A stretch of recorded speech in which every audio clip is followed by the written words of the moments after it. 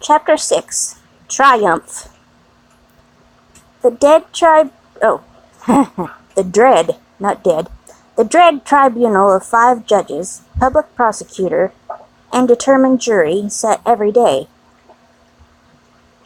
Their lists went forth every evening, and were read out by the gaolers of various prisons to their prisoners. The standard gaoler joke was, "Come out and listen to the evening paper, you inside there." "Charles Evrémonde," called Darnay. Huh? So at last began the evening paper at La Force. When a name was called, its owner stepped apart into a spot reserved for those who were announced as being thus fatally recorded. Charles Evrémonde, called Darnay, had reason to know the usage. He had seen hundreds go away so. His bloated gaoler, who wore spectacles to read with, glanced over them to assure himself that he had taken his place, and went through the list, making a similar short pause at each name. There were 23 names, but only 20 were responded to, for one of the prisoners so summoned had died in gaol and had been forgotten, and 2 had already been guillotined and forgotten. The list was read in the vaulted chamber where Darnay had seen the associative prisoners on the night of his arrival. Every one of those had perished in the massacre. Even every human creature he had since cared for and parted with had died on the scaffold. There were hurried words of farewell and kindness, but the parting was soon over. It was the incident of every day, and the Society of La Force were engaged in the preparation of some games of forfeits and a little concert for that evening. They had crowded to the grates and shed tears there, but 20 places in the projected entertainments had to be refilled, and the time was, at best, short to the lock-up hour, when the common rooms and corridors would be delivered over to the great dogs who kept watch there through the night. The prisoners were far from insensible or unfeeling. Their ways arose out of the condition of the time. Similarly, though with a subtle difference, a species of fervor or intoxication, known, without a doubt, to have led some persons to brave the guillotine unnecessarily, and to die by it, was not mere boastfulness, but a wild infection of the wildly shaken public mind. In season of pestilence, some of us will have a secret attraction to the disease, a terrible passing inclination to die of it, and all of us have like wonders hidden in our breasts, only needing circumstances to evoke them. The passage to the conciergerie was short and dark. The night in its vermin-haunted cells was long and cold. Next day, 15 prisoners were put to the bar before Charles Darnay's name was called. All the 15 were condemned, and the trials of the whole occupied an hour and a half. Charles Evrémonde, called Darnay. I keep saying that. He's called Darnay. Was at length arraigned. His judges sat upon the bench in feathered hats, but the rough red cap and tricolored cockade was the headdress otherwise prevailing. Looking at the jury and turbulent audience, he might have thought that the usual order of things was reversed, and that the felons were trying the honest men. The lowest, cruelest, and worst populace of a city, never without its quantity of low, cruel, and bad, were the directing spirits of the scene, noisily commenting, applauding, disapproving, anticipating, and precipitating the result, without a check. Of the men, the greater part were armed in various ways. Of the women, some wore knives, some daggers. Some ate and drank as they looked on, many knitted. Among these last was one, with a spare piece of knitting under her arm as she worked. She was in a front row, by the side of a man whom he had never seen since his arrival at the barrier, but whom he directly remembered as Defarge. He noted that she once or twice whispered in his ear, and that she seemed to be his wife, but what he most noticed in the 2 figures was that although they were posted as close to himself as they could be, they never looked towards him. They seemed to be waiting for something with a dogged determination, and they looked at the jury, but at nothing else. Under the president sat Dr. Manette, in his usual quiet dress, As well as the prisoner could see, he and Mr. Lorry were the only men there, unconnected with the tribunal, who wore their usual clothes, and had not assumed the coarse garb of the Carmagno. Blah,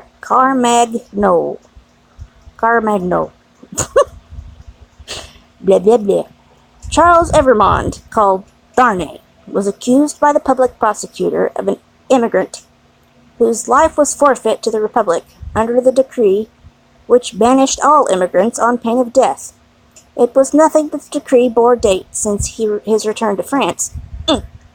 There he was, and there was the decree. He had been taken in France, and his head was demanded. "Take off his head," cried the audience, "an enemy to the Republic." The president rang his bell to silence those cries, and asked the prisoner whether it was not true that he had lived many years in England. Undoubtedly it was. Was he not an immigrant, then? What did he call himself? Not an immigrant, he hoped, within the sense of the spirit of the law. Why not, the president desired to know. Because he had voluntarily relinquished a title that was distasteful to him, and a station that was distasteful to him, and had left his country. He submitted before the word immigrant, in the present acceptation by the tribunal was in use, to live by his own industry in England, rather than on the industry of the overladen people of France. What proof had he of this? He handed in the names of 2 witnesses, Theophile Gabelle and Alexander Manette. But he had married in England, the president reminded him. True, but not an English woman. A citizen of France? Yes, by birth. Her name and family, Lucy Manette, only daughter of Dr. Manette, the good physician who sits there. His answer had a happy effect on the audience. Cries and exultation of the well-known good physician rent the hall.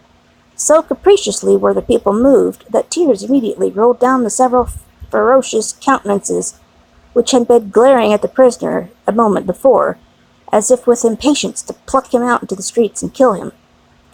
On these few steps of his dangerous way, Charles Darnay had set his foot according to Dr. Manette's reiterated instructions. The same cautious counsel directed every step that lay before him, and had prepared every inch of his road. The president asked, why had he returned to France when he did, and not sooner? He had not returned sooner, he replied, simply because he had no means of living in France, save those he had resigned, whereas in England he lived by giving instruction in the French language and literature. He had returned when he did, on the pressing and written entreaty of a French citizen, who represented that his life was endangered by his absence. He had come back to save a citizen's life, and to bear his testimony, at whatever personal hazard to the truth. Was that criminal in the eyes of the Republic? The populace cried enthusiastically, "No!" and the president rang his bell to quiet them, which it did not, for they continued to cry "No!" until they left off of their own will. The president required the name of that citizen. The accused explained that the citizen was his first witness. He also referred with confidence to the citizen's letter, which had been taken from him at the barrier, but which he did not doubt would be found among the papers then before the president. The doctor had taken care that it should be there, had assured him that it would be there, and at this stage of the proceedings it was produced and read. Citizen Gabelle was called to confirm it, and did so. Citizen Gabelle hinted, with infinite delicacy and politeness, that in the pressure of business imposed on the tribunal by the multitude of enemies of the Republic with which it had to deal, he had been slightly overlooked in his prison in the Abbey. In fact, had rather passed out of the tribunal's patriotic remembrance, until 3 days ago, when he had been summoned before it, and had been set at liberty on the jury's declaring themselves satisfied that the accusation against him was answered, as to himself, by the surrender of the citizen Evermond, called Darnay. Dr. Manette was next questioned. His high personal popularity and the clearness of his answers made a great impression, but as he proceeded, as he showed the accused was his first friend on his release from his long imprisonment, that the accused had remained in England, always faithful and devoted to his daughter, and himself in their exile, that so far from being in favor with the aristocrat government there, he had actually been tried for his life by it, as the foe of England and friend of the United States, as he brought these circumstances into view, with the greatest discretion and with the straightforward force of truth and earnestness. The jury and the populace became one. At last, when he appealed by name to Monsieur Lorry, an English gentleman, then and there present, who, like himself, had been a witness on the English trial and could corroborate his account of it, the jury declared that they had heard enough, and that they were ready with their votes, if the President were content to receive them. At every vote, the jurymen voted aloud and individually. The populace set up a shout of applause. All the voices were in the prisoner's favor, and the President declared him free.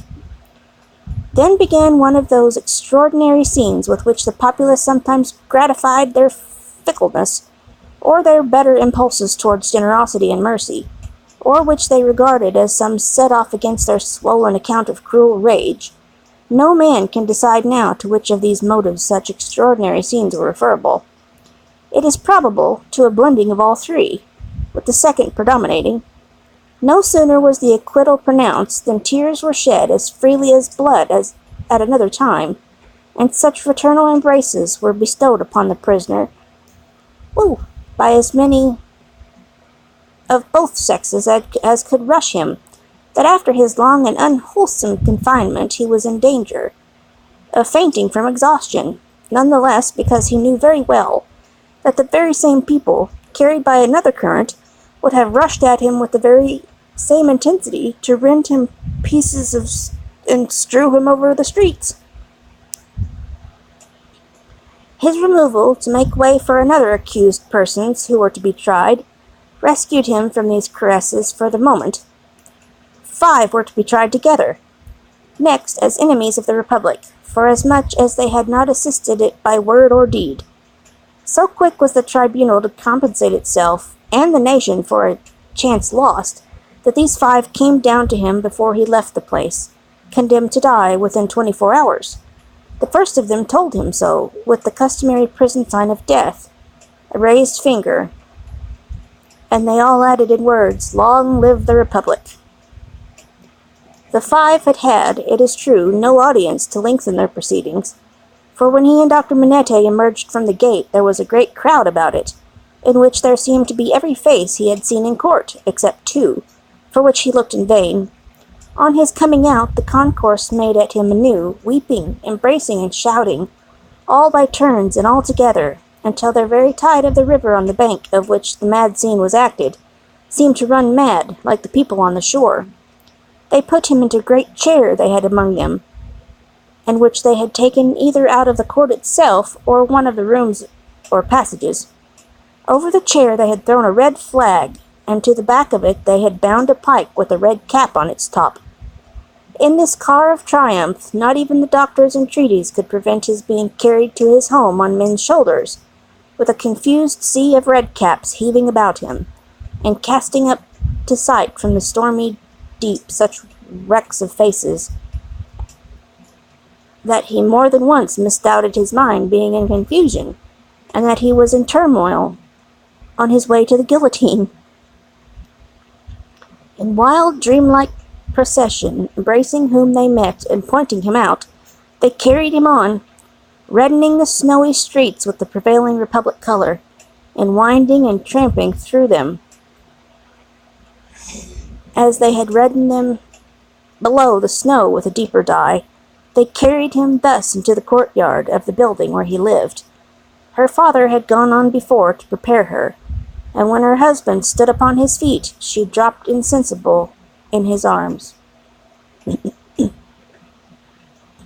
As he held her to his heart and turned her beautiful head between his face and the brawling crowd, so that his tears and her lips might come together unseen, a few of the people fell to dancing.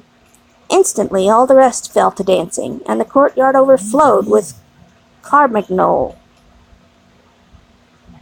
Then they elevated into the vacant chair a young woman from the crowd to be carried as the goddess of liberty, and then swelling and overflowing out into the adjacent streets, and along the river's bank, and over the bridge, the carmagnole observed them, every one, and whirled them away. After grasping the doctor's hand, as he stood victorious and proud before him, after grasping the hand of Mr. Lorry, who came panting and breathless from his struggle against the waterspout of the carbon knoll. After kissing little Lucy, who was lifted up to clasp her arms around his neck, and after embracing the ever-zealous and faithful Pross, who lifted her, he took his wife in his arms and carried her up to their rooms. "Lucy, my own, I'm safe. Oh, dearest Charles, let me thank God for this on my knees as I have prayed to him." They all reverently bowed their heads and hearts. When she was again in his arms, he said to her, "And now speak to your father, dearest. No other man in all this France could have done what he has done for me." She laid her head upon her father's breast as she had laid his poor head on her own breast long, long ago. He was happy in the return he had made her. He was recompensed for his suffering. He was proud of his strength. "You must not be weak, my darling," he remonstrated. "Don't tremble so. I have saved him.